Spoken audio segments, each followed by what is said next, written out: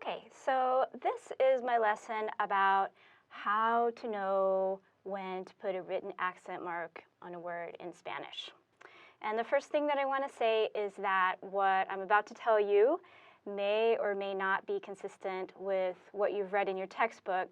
Consistent, I should say, may not be exactly the same way that the information is explained in your textbook or in other sites that you look up online. So just to say, you use it as a reference in conjunction with your other references, and then try to think about which way makes the most sense to you. Everybody has a little bit different ways of understanding information. So basically, to know whether or not you need to put an accent on a word in Spanish, you need to know two things. The first thing is you need to already know how the word is pronounced. So you need to know where the stress falls in the word in terms of which syllable gets more volume and a higher tone. You need to know that, and you also need to know if the word ends in a consonant or a vowel.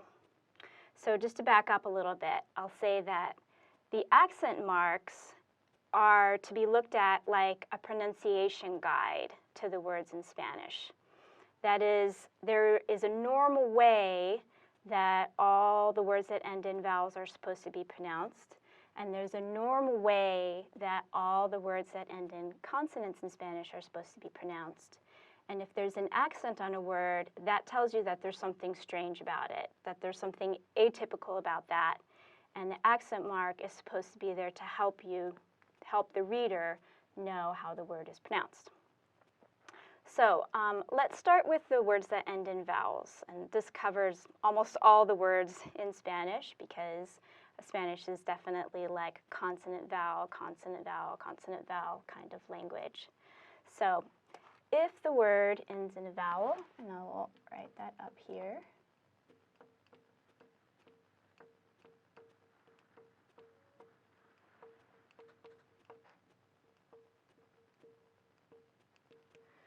If the word ends in a vowel, then the normal place, normal emphasis, is on the next to last syllable.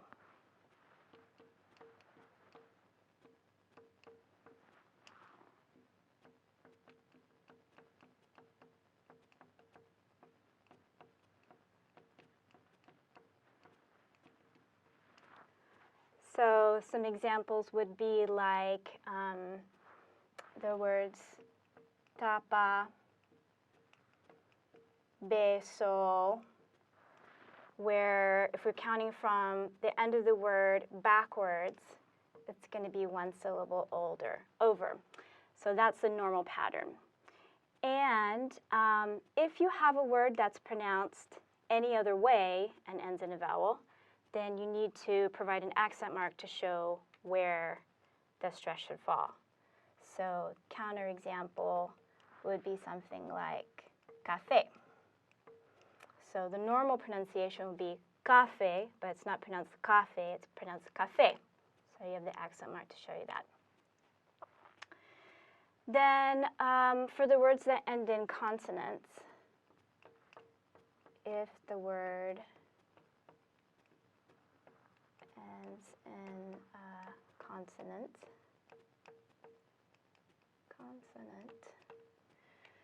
the normal emphasis is going to go on the last syllable.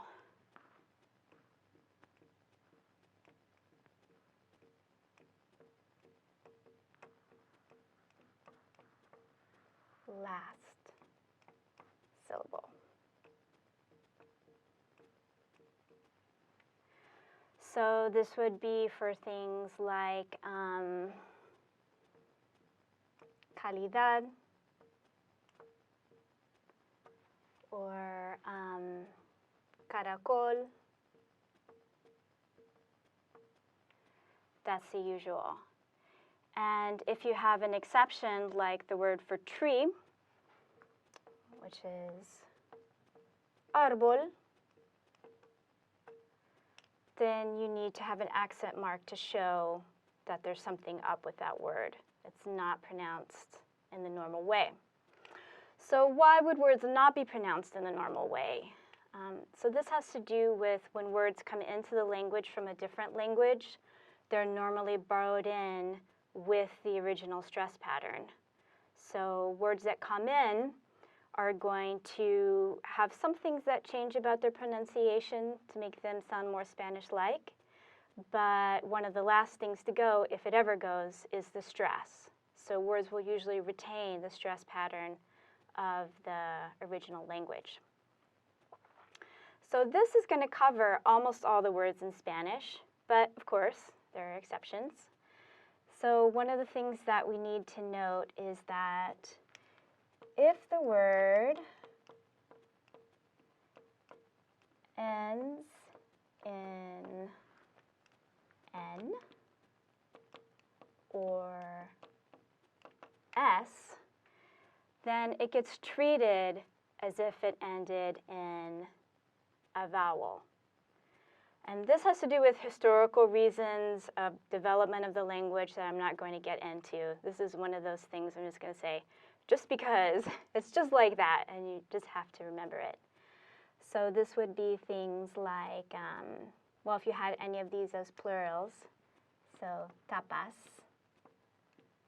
or besos, right? Even though these are S's, you are still going to be emphasizing the next to last syllable.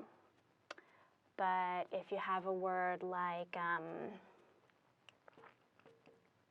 jamás, we're emphasizing the last syllable, and you need to have a written accent mark to show that. Then the other thing is that sometimes you have an accent mark to distinguish two words that otherwise would be identical.